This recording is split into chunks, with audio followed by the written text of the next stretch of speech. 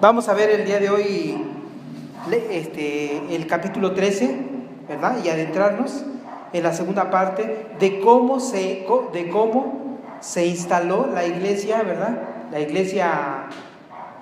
La primera iglesia de Cristo. Entonces vemos que en el libro de los Hechos se narra de toda la historia de cómo se fue instalando, ¿verdad? La iglesia de Cristo. Y en esta segunda parte vamos a ver cómo se instala la iglesia, pero en los pueblos gentiles, en los pueblos muy alejados ya de Jerusalén, Samaria y Judea. Entonces en esta segunda parte vamos a ver la historia de cómo se instauró la iglesia gentil, ¿verdad? Bueno, vamos a ver. Hemos visto a lo largo de Hechos 1 al 12 cómo se va estableciendo la iglesia de Cristo, primero en Jerusalén y luego en Judea. El personaje principal de este tramo fue Pedro. Ahora veremos a Pablo desde el capítulo 13 hasta el 28. El tema principal de este tramo es cómo la iglesia se establece por todo el mundo. Y hoy veremos en esta porción que vamos a estudiar 5 características de la iglesia de Cristo. Si alguna vez nos hemos preguntado, ¿nosotros estamos verdaderamente en la iglesia de Cristo? Pues hoy veremos estas 5 características. Y si estas características tiene la iglesia donde estamos, entonces quiere decir que sí es la iglesia de Cristo. Y este estudio de esta porción hasta nos va a servir como una autocrítica, ¿verdad? Para saber si estamos haciendo lo correcto. Estas características deben estar presentes en nuestra iglesia para que estemos seguros de que es la iglesia de Cristo. Y miren, pues vamos a ver 5 características que debe de haber en la iglesia de Cristo. Número 1, debe de haber unidad. Número 2, se trabaja para el Señor. No se trabaja para nadie más que para el Señor. Número 3, se somete al ministerio dado para el Señor. La iglesia se somete al ministerio dado. Número 4, se enfrenta a la oposición. Y número 5, se cumple la voluntad de Dios. Hay estas 5 características. Hay estas 5 características dentro de nuestra congregación. Hagámonos esta reflexión, ¿verdad? El día de hoy. Y veamos si verdaderamente estamos cumpliendo con estas características de la iglesia de Cristo. En primer lugar vamos a ver la unidad. Punto número 1, la unidad que había en la primera iglesia en el libro de los Hechos. Dice el versículo número 1, había entonces en la iglesia que estaba en Antioquía profetas, maestros, Bernabé, Simón, el que se llama Níger, Lucio de Cirene, Manaén, el que se había criado junto con Herodes, el tetrarca, y Saulo. En este primer versículo nos habla de que había unidad dentro de la primera iglesia. Si hacemos un estudio de estos personajes, vamos a ver que había mucha variedad, tanto cultural como de clases. En la iglesia siempre habrá diferencia en la cultura, en las clases sociales, en el conocimiento, pero siempre habrá unidad en Cristo, ¿verdad? En nuestras congregaciones nos vamos a enfrentar a eso, de que a lo mejor algunas de las personas que se congregan en nuestro lugar, pues son de otra clase que no son de nuestra clase. A lo mejor son personas que han estudiado mucho, ¿no? Y que se les llama intelectuales, ¿verdad? A lo mejor en alguna de nuestras congregaciones se congrega una persona que tiene tez morena y otros que tienen tez café con leche o blancos, ¿no? ¿Verdad? Nosotros vamos a observar en nuestra congregación y hay infinidad de diferencias, ¿verdad? Pero lo que sí vamos a notar en la iglesia de Cristo es que hay unidad. Ninguna de estas cosas hace división. Ninguna de estas diferencias hace la división. Y si la hiciere, entonces estamos haciendo mal y debemos de reconfigurar nuestro camino. Porque en muchas congregaciones se hacen grupitos. Pues los que son de otra clase social se forman en un grupo y ya nada más andan juntos ellos. Y no conviven con los otros de las otras clases sociales. O aquellos que han sido más estudiosos de la palabra y que han inclusive estudiado carreras, se juntan entre ellos y todos los intelectuales se juntan en otro grupo. Eso no debe de suceder en la iglesia de Cristo. Por eso se nos hace un llamado el día de hoy para que en nuestra congregación haya unidad y no nos veamos como diferentes. La unidad la vamos a obtener en Cristo. En Cristo todos somos iguales. Bernabé era judío, era un griego judío que provenía de Chipre. Simón y Lucio provenían del norte de África, e inclusive a uno le llaman el negro, dice ahí, ¿no? En Níger, a uno le llaman el negro. Manaén, proveniente de la alta sociedad, dice la escritura que él se crió junto con Herodes Antipas. ¿Quién era Herodes Antipas? Fue aquel Herodes que degolló a Juan, que mató a Juan el Bautista. Si recordemos toda esa familia de Herodes, ¿verdad? Que el abuelo fue aquel que hizo el edicto para que mataran a todos los niños menores de 2 años cuando vivía Cristo, cuando nació Jesús. Y el hijo de este abuelo fue Herodes Antipas. Y hace una semana vimos a otro Herodes, ¿verdad? Que era el hijo de Herodes Antipas, que fue el que mató a espada a Jacobo y que quiso matar también a Pedro, ¿verdad? Pero el ángel lo liberó, ¿verdad? Eso es lo que vimos la vez pasada. Y por último, pues Saulo era un judío también de origen griego, era un fariseo religioso y era un personaje muy, pero muy culto, ¿verdad? Nos narran en su historia de que él fue discípulo de Gamaliel, uno de los grandes maestros de los judíos. Bueno, pues aquí vemos una gran variedad de personajes que se congregaban en la iglesia de Antioquía. Y fíjense lo que dice Filipenses 2:21. Filipenses 2:21 dice: porque todos buscan lo suyo propio, no lo que es de Cristo Jesús. Cuando no hay unidad en la congregación, sucede esto, lo que decía Pablo en la carta a los Filipenses: porque todos buscan lo suyo propio, no lo que es de Cristo Jesús.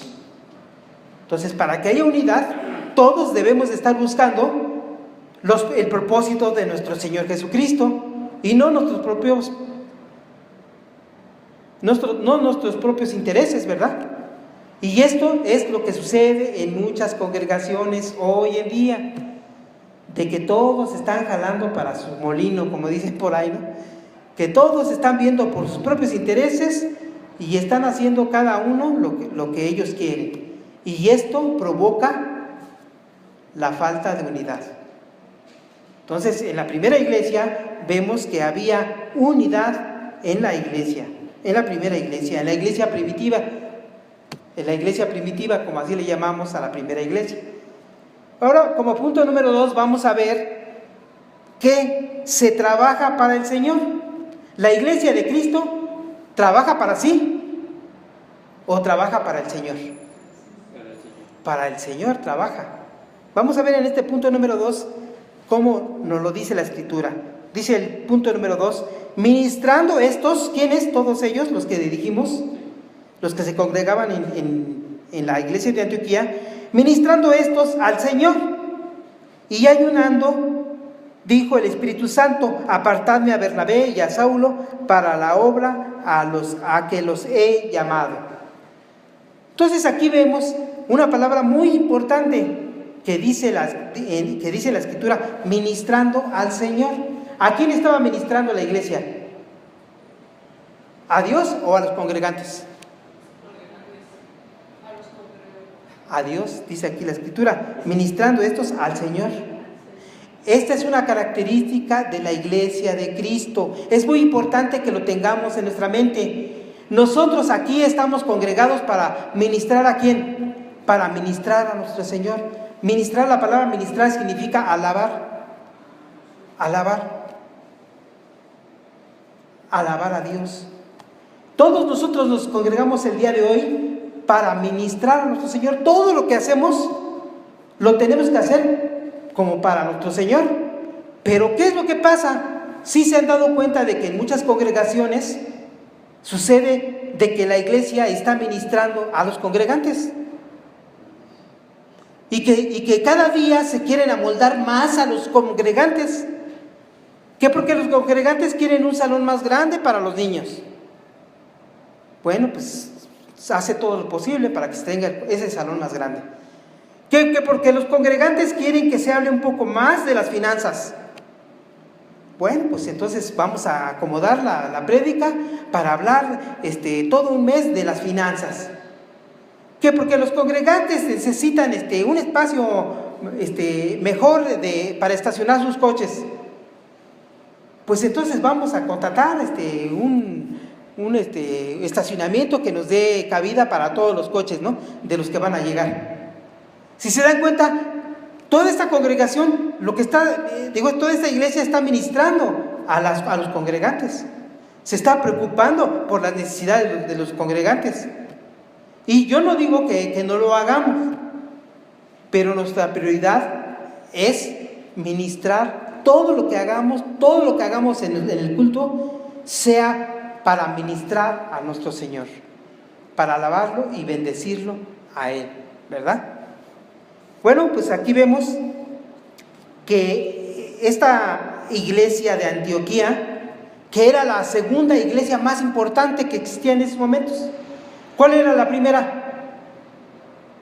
Si yo estoy diciendo que esta es la segunda iglesia de Cristo más importante que existía en esos momentos, ¿cuál era la primera? La que se había formado ¿en dónde? En Jerusalén. Recordemos que la primera iglesia se formó en Jerusalén, ¿verdad? Y la segunda de más importancia se había formado en Antioquía, en un lugar muy alejado de Jerusalén, de Judea. En un lugar muy alejado se había formado esta iglesia. ¿Y cómo se había formado esta iglesia? Recordemos un poco de lo que vimos las veces pasadas.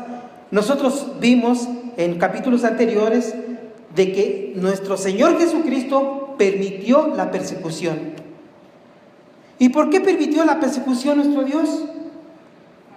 Porque la iglesia ya se había acomodado en Jerusalén. Ya no quería moverse. Dice, no, pues ya predicamos la palabra de Dios en todo Jerusalén y en Judea, y ya no se querían mover. Pero Dios permitió la persecución para que la palabra de Dios pudiera llegar hasta lo último de la tierra. Desgraciadamente, la persecución empezó con la muerte de Esteban. ¿Sí se acuerdan? De que a Esteban lo mataron a pedradas. Y Dios permitió esto, y a lo mejor pudiéramos nosotros decir, pero ¿cómo, Señor, permitiste que este personaje tan lleno del Espíritu Santo, ¿no? Porque ya nos había narrado cómo era Esteban, que era un personaje lleno del Espíritu Santo, ¿verdad? Y que era muy trabajador para el Señor. ¿Cómo había permitido nuestro Señor que lo mataran? Y hasta llegamos a pensar, ¿por qué no a otro y no a Esteban, ¿no? Pero no. Todo estaba dentro de los planes de nuestro Dios. Dios permitió la persecución ese día que se intensificó por la muerte de Esteban. Y todos salieron huyendo. Y hasta lugares muy lejanos como Antioquía. Y ahí es donde se formó una iglesia. Entonces, todo esto que estamos viendo, esto lo recalco para que veamos que la mano del Señor está presente. La mano de Dios está presente moviendo y dirigiendo a su iglesia. Esta persecución se dio y entonces los primeros que salieron huyendo era Felipe y fue predicando el evangelio por Judea, ¿verdad? Por Samaria. Pero dice la Escritura, lo vimos en un versículo, que muchos llegaron hasta Antioquía. Muchos personajes llegaron hasta Antioquía y predicaron la palabra en ese lugar. Pues miren el resultado que tuvimos, que en Antioquía ya se tenía una iglesia madura, una iglesia grande. ¿A quién va dirigido nuestro servicio, nuestra adoración, nuestra alabanza? Ya lo dijimos, va dirigida a Dios, ¿verdad? Mientras ellos trabajaban en la obra del Señor, el Espíritu Santo les habla y les dice: apartadme a Bernabé y a Saulo para el trabajo que yo les voy a encomendar. Cuando el Espíritu Santo escoge a una persona para encomendarle un ministerio, por lo regular, ¿a quién escoge? Por lo regular escoge a los que están trabajando. Por lo regular escoge a los que están llenos del Espíritu Santo. Por lo regular escoge a personas que están dedicadas al Señor y les encomienda otro ministerio. En este caso estaban Pablo y Bernabé, eran parte de los líderes de la iglesia. Ya vimos que eran 5, ¿no? Eran parte de los líderes de la iglesia de Antioquía. Y entonces el Espíritu Santo los toma y dice: apártenmelos, porque les voy a encomendar un ministerio que quiero que ellos lleven a cabo. ¿Y cuál era este nuevo ministerio que les estaba dando a Saulo y a Bernabé? ¿Cuál era este nuevo ministerio? Pues eran los viajes misioneros. Recordemos, o vamos a ver en los próximos capítulos, cómo Pablo y Bernabé emprenden 3 viajes misioneros por todo el mundo para predicar la palabra de Dios y plantar iglesias. Vamos a ver en este primer viaje misionero cómo Pablo y Bernabé son escogidos por el Espíritu Santo y enviados a predicar la palabra de Dios. Aquí vemos que todo nuestro esfuerzo como iglesia de Cristo debe de ser agradar a nuestro Señor únicamente. Muchas veces caemos en la religión y lo que queremos es agradar a nuestros líderes. Queremos agradar a las personas que están dirigiendo la iglesia. Y nuestros ojos están más puestos en ellos que en el Señor. Pero una característica de la iglesia de Cristo es que todo lo que hace, lo hace como para el Señor. Dice en 2 de Timoteo 2:15, versículo 15: haz todo lo posible por ganarte la aprobación ¿de quién? ¿De la iglesia? ¿De los líderes de la iglesia? No, dice de Dios. Así Dios te aprobará como un trabajador que no tiene que avergonzarse y que enseña correctamente el mensaje verdadero. Este consejo le estaba dando Dios, lo estaba dando Pablo a Timoteo. Le estaba diciendo: haz todo lo posible por ganarte la aprobación de Dios. Esto es lo más importante. Y después en Colosenses 3:23 vemos que dice la Escritura: todo lo que hagan, háganlo de buena gana, como si estuvieran sirviendo al Señor Jesucristo y no a la gente. Porque ya saben que Dios les dará en recompensa parte de la herencia que ha prometido a su pueblo. Recuerden que sirven a Cristo, que es su verdadero dueño. ¿Quién es nuestro verdadero dueño? Cristo. No es el pastor, no es nuestro líder más cercano, no es nuestro dueño. Nuestro dueño es Dios. Bueno, continuamos con el versículo número 3 y dice el versículo número 3: Entonces, habiendo ayunado y orado, les impusieron las manos y los despidieron. Y aquí yo tengo una pregunta. Por la imposición de las manos, estos personajes, Saulo y Bernabé, ¿recibieron el Espíritu Santo y recibieron el ministerio, el nuevo ministerio? ¿Sí? No, ¿verdad? No. Lo vimos en los pasajes, en el versículo anterior, que fue el Espíritu Santo el que le dio el nuevo ministerio a estos personajes, ¿verdad? No fue la iglesia. No fue la iglesia la que les dio este ministerio, sino fue el Espíritu Santo. Es muy importante que nosotros sepamos reconocer quién es el que nos dio nuestro ministerio. ¿Nuestro líder? ¿Nuestro pastor? ¿O fue nuestro pastor, pero fue usado por el Espíritu Santo? Eso tenemos que tenerlo muy en cuenta, ¿verdad? Nosotros tenemos que estar sensibles que verdaderamente el ministerio que nosotros estamos elaborando haya provenido del Espíritu Santo, ¿verdad? Así como a Pablo y a Bernabé. Solo la iglesia les estaba mostrando que recibían el apoyo total para su ministerio dado por el Espíritu Santo. Cuando les estaban imponiendo las manos, simplemente la iglesia les estaba diciendo a ellos: estamos con ustedes. Estamos en unidad con ustedes, en un mismo sentir. Y reconocemos que el Espíritu Santo los ha llamado para que realicen este nuevo ministerio. Entonces, cuando les estaban imponiendo las manos, solamente se estaban comprometiendo con ellos. Nosotros vamos a ver por ustedes, nosotros vamos a estar pendientes por ustedes, nosotros desde aquí, desde la iglesia de Antioquía, vamos a estar orando por ustedes. Eso es lo que estaba haciendo la iglesia. Esto lo tenemos que tener pero muy claro para que no haya confusión de quién provienen los ministerios en la iglesia, porque la iglesia ¿de quién es? De Cristo, de Cristo. Vamos a ver el punto número 3. Una iglesia de Cristo se somete al ministerio que le fue dado por el Señor. Ellos entonces, dice el versículo 4, enviados por el Espíritu Santo, descendieron a Seleucia y de ahí navegaron a Chipre. Aquí vemos una clara obediencia por parte de Saulo y Bernabé. Ellos obedecieron inmediatamente, no dijeron nada más. Ahí en la parte del bosquejo, hermana Yola, también está una liga donde dice mapas.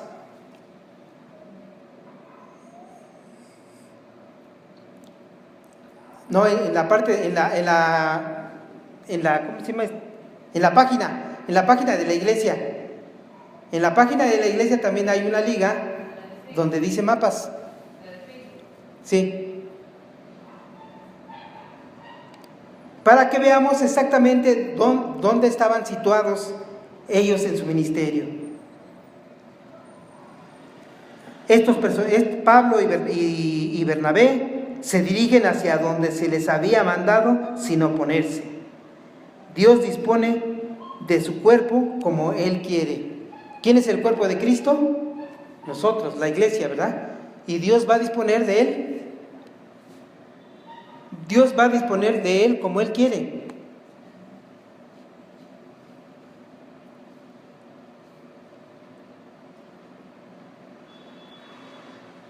En la prédica de donde está la parte del bosquejo, ahí está la dirección. O si no, la dirección es mapasdiosdemaravillas.blogspot.mx. Bueno, en 1 Corintios 12, 18 dice la escritura: mas ahora Dios ha colocado los miembros, cada uno de ellos, en el cuerpo como Él quiso, ¿verdad? Nosotros somos parte del cuerpo de Cristo y Dios los ha puesto en cada uno en su lugar, como Él quiso, y dispone de ellos como Él quiere. En este caso, a Pablo y a Bernabé los estaba usando para que fueran a predicar el Evangelio a lugares pero muy lejanos de donde se encontraban ellos, para que se cumpliese el propósito, ¿verdad? Para que se cumpliese el propósito de Dios, de que se predicara el Evangelio hasta lo último de la tierra. Bueno, mientras buscan el mapa, vamos a continuar con el versículo número 5, donde dice: y llegados a Salamina, anunciaban la palabra de Dios en las sinagogas de los judíos, y tenían también a Juan de ayudante. Entonces aquí vemos un patrón de cómo se conducían Pablo y Bernabé en su ministerio. Siempre que llegaban a un lugar nuevo a predicar, siempre buscaban primero la sinagoga, para predicar la palabra de Dios primero en las sinagogas, primero a los judíos y después a los gentiles. Después de que llegaban a las sinagogas y predicaban el Evangelio, y mucha gente luego ya no los quería oír, pues entonces ya iban a predicar la palabra de Dios a los gentiles.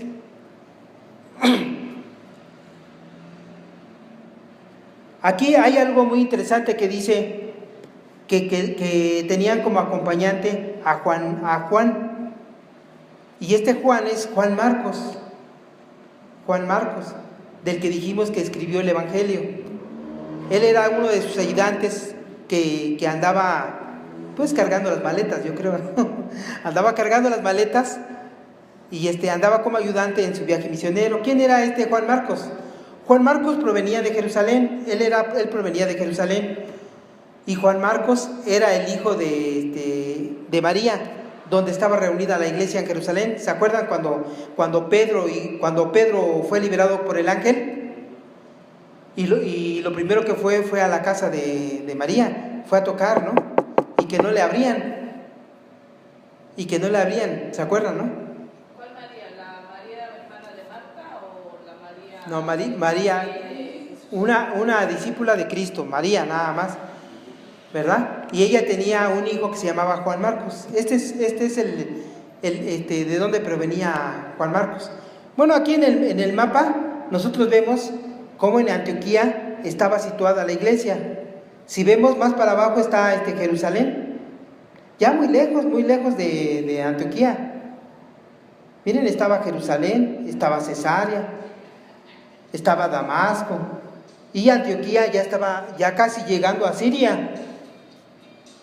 Entonces dice la escritura que de Antioquía se dirigieron a Seleucia.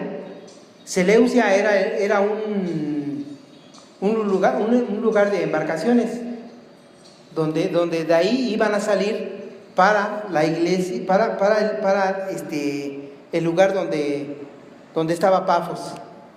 Entonces se dirigieron a Seleucia, y de ahí salieron hacia la isla de Chipre. Para continuar con su viaje misionero. Hasta ahí nosotros vamos a ver el día de hoy. Miren, este es el recorrido que estamos viendo el día de hoy. De la iglesia de Antioquía sale Pedro y Bernabé hacia la isla de Chipre. Bueno, pues aquí dice la escritura que no realizan ninguna otra cosa más lo que se les había encomendado: predicar el Evangelio de Cristo. Entonces ellos llegan a la isla de Chipre y se dirigen hacia un lugar llamado Pafos, que era la capital de Chipre. ¿Y por qué escogieron Chipre primero en su primer viaje misionero? Seguramente escogieron Chipre porque de ahí era originario Bernabé. Bernabé había nacido ahí. Entonces seguramente escogieron ese lugar para empezar desde casa, ¿no? Entonces vemos aquí, ya en el versículo número 6, que dice la escritura: y habiendo atravesado toda la isla de Pafos, toda la isla de Chipre, hasta llegaron a Pafos, hallaron a cierto mago, falso profeta, judío llamado Bar Jesús. Pues es muy raro aquí que un judío se dedicara a la magia, porque pues los judíos conocían muy bien el Antiguo Testamento, y en el Antiguo Testamento se les prohibía contundentemente, ¿verdad?, practicar la hechicería.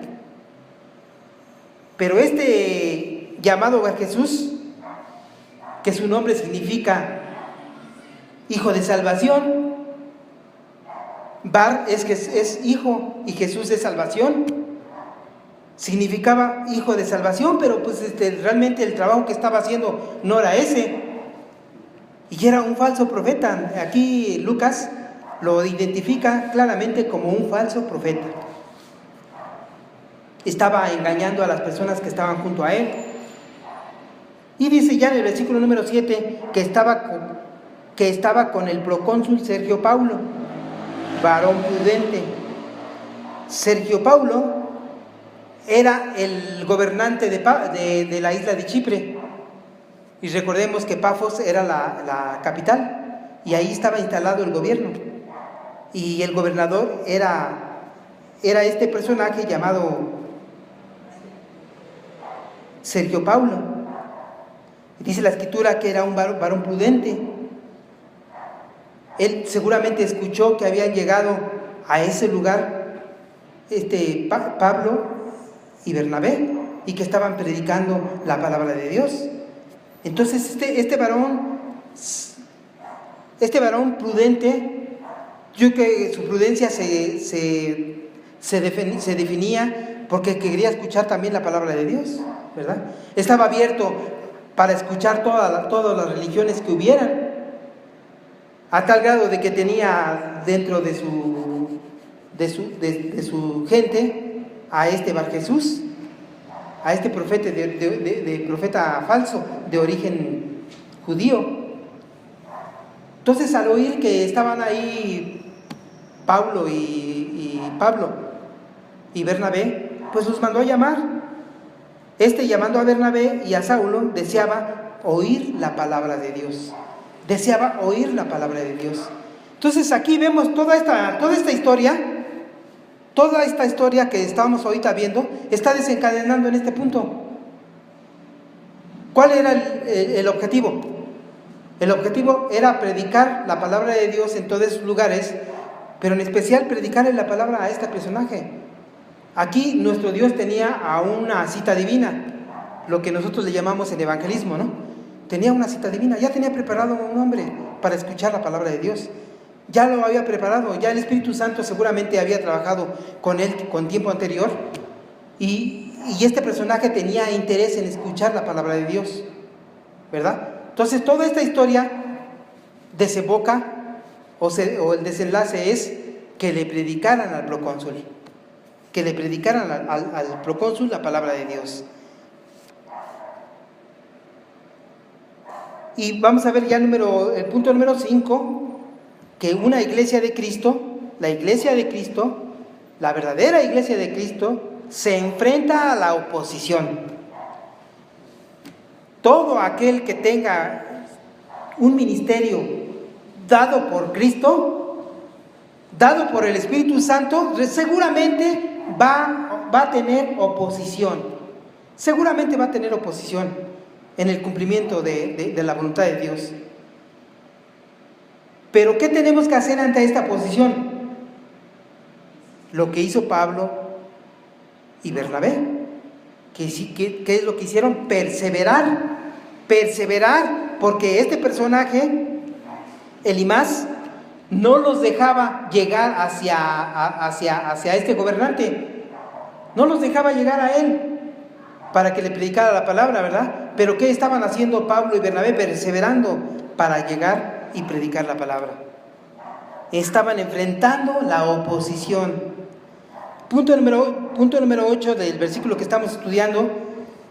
Pero le resistía Elimas, el mago, pues así se traduce su nombre, procurando apartar de la fe al procónsul. En griego, la palabra magos se denominaba como Elimas. Por eso es que aquí en la escritura se le llama Elimas. Entonces este personaje dice la escritura que resistía y estaba teniendo oposición para que se predicara el evangelio. Dice el versículo número: entonces Saulo, que también es Pablo, lleno del Espíritu Santo, fijando en él los ojos, dijo: oh, lleno de engaño y de toda maldad, hijo del diablo, enemigo de toda justicia, ¿no cesarás de trastornar los caminos rectos del Señor? Aquí Pablo le estaba diciendo justamente lo que él era, ¿verdad?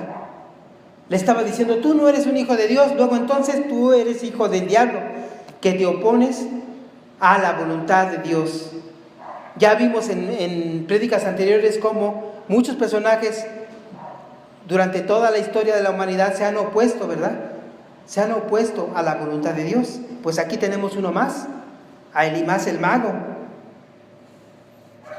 Y el versículo número 11 dice: ahora pues, he aquí la mano del Señor está contra ti, y serás ciego y no verás el sol por algún tiempo. E inmediatamente cayeron sobre él oscuridad y tinieblas, y andando alrededor buscaba quien le condujese de la mano. Aquí lo que sucedió fue un milagro. Recordemos que los milagros que sucedían en esa época, ¿para qué eran? ¿Para qué servían? Servían como señales. Servían como una señal de que Pablo y Bernabé eran enviados por el Señor. Entonces, este milagro sucede con el único propósito por lo que se hacían los milagros en toda esa época. Jesús hizo milagros y los apóstoles hicieron milagros con un propósito bien definido: simplemente ser una señal que señalaba a quién. Todos los milagros señalaban a quién, señalaban al Cristo. Entonces, cuando se hacía un milagro, lo que se estaba sucediendo, lo que se estaba tratando de llamar la atención es para que voltearan a ver al Cristo. Pues en este caso así sucedió, y se hizo este milagro, y este personaje cayó en ceguera y dejó de ver. Algo muy, muy en contraste con la escritura, ¿verdad? Porque aquí este personaje cae en ceguera física, pero muy pronto el procónsul iba a empezar a tener una visión, ¿verdad? O una luz, iba a ver la luz de Dios. Todo iba a salir de esta ceguera espiritual en la que estaba. Como algún día tú y yo estuvimos, ¿verdad? Un milagro con juicio vimos aquí. Si alguien tiene el deseo de escuchar la palabra de Dios y nos ha llamado, tenemos que vencer cualquier obstáculo que se oponga. Así como Pablo y Bernabé pudieron haber dicho: bueno, pues aquí hay mucha oposición, mejor vámonos con otra persona o continuemos, ¿no?, nuestro camino. Pero no.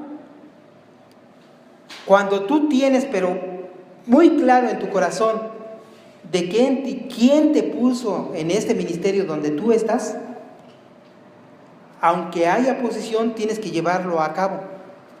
Tienes que llevar a cabo tu ministerio.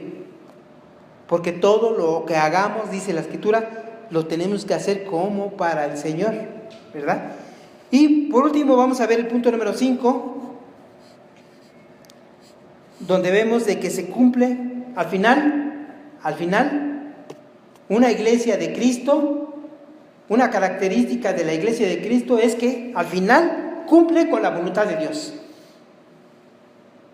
No hay de otra. Al final se tiene que cumplir con la voluntad de Dios. Y vemos que aquí sucedió esto. En el versículo número 12 dice: entonces el procónsul, viendo lo que había sucedido, creyó maravillado de la doctrina del Señor.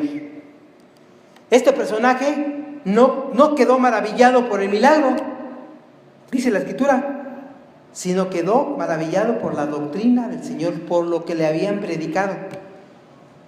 Y seguramente este personaje creyó, no lo dice aquí en la Escritura, pero los historiadores mencionan que su hija era cristiana y que uno de sus hijos fue Gayo. también uno de los gobernantes romanos, que también era cristiano. Entonces seguramente este personaje se convirtió a Cristo. Entonces vimos el día de hoy 5 características que debemos notar en la iglesia de Cristo. Es muy importante que nosotros sepamos en qué iglesia estamos, porque si no están estas características que nosotros mencionamos o que nos menciona la Escritura, pues es difícil que sea la iglesia de Cristo. Si nosotros estamos en un lugar donde no hay unidad, donde se hacen grupitos, posiblemente no estemos en la iglesia de Cristo. Si nosotros estamos en un lugar donde no se trabaja para el Señor, sino se trabaja para la congregación, para la gente que llega, entonces a lo mejor posiblemente no estemos en la iglesia de Cristo. Si nosotros no nos sometemos al ministerio que nos fue dado, si hay muchas personas dentro de esta iglesia que no se someten al ministerio que le fue dado, entonces seguramente no estamos en la iglesia de Cristo. Si nosotros estamos en una iglesia donde no enfrentamos a la oposición, tampoco podemos estar en esa iglesia de Cristo. Y si por último estamos en una iglesia donde no se cumple la voluntad de Dios, sino se cumple la voluntad únicamente del hombre, pues entonces no estamos en una iglesia de Cristo. No estamos en la iglesia de Cristo. Esto es el mensaje que Dios quiso traernos el día de hoy. Vamos a concluir este estudio con esto. La iglesia de Cristo procura la unidad, conviviendo con todo tipo de personas, hallando la unidad ¿en quién? En Cristo. Todo lo que hagamos, hagámoslo como para el Señor, siempre dando gloria a Dios y no buscando glorificarnos a nosotros mismos. ¿Cuál es el ministerio que te ha dado el Señor? ¿Dónde quiere el Señor que estemos cada uno de nosotros? ¿Dónde quiere el Señor que le sirvamos? El ministerio lo da el Espíritu Santo, no los hombres. Dios nos llama a enfrentar la oposición en nuestro ministerio, siempre agradando a nuestro Señor. Cumplir la voluntad de nuestro Señor Jesucristo es el fin de nuestro ministerio. Vamos a orar. Señor, te damos gracias en esta hora por tu palabra que nos has traído el día de hoy, Señor. Te damos muchas gracias por este mensaje que tú nos has revelado. Nosotros como tus hijos, Dios, queremos servirte de una manera eficaz. Y el día de hoy tú nos has revelado estas 5 características que debemos de tener como congregación para que nosotros podamos llamar iglesia de Cristo. Te damos gracias, Dios, por habernos dado esta exhortación a que trabajemos por la unidad en tu iglesia. Te damos gracias, Dios, en esta hora, porque nos está revelando cómo fuiste tú instaurando la iglesia de tu iglesia en todo el mundo y cómo utilizaste a tu cuerpo, cómo utilizaste a los mejores que tú tenías en ese tiempo para que hicieran esta labor. Te damos gracias, Dios, porque el día de hoy nos muestras una pequeña foto de lo que tú hiciste en esta primera iglesia. Te damos gracias, Dios, porque este esfuerzo tan grande que se hizo para llevar el evangelio a otras naciones, se hizo con la guía del Espíritu Santo, Dios. Gracias, Dios, porque sin la guía del Espíritu Santo no se hubiera logrado tal cosa.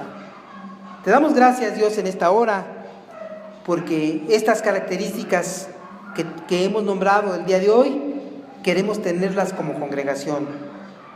Señor, queremos servirte únicamente a ti, queremos agradarte únicamente a ti, Señor, y no a los hombres.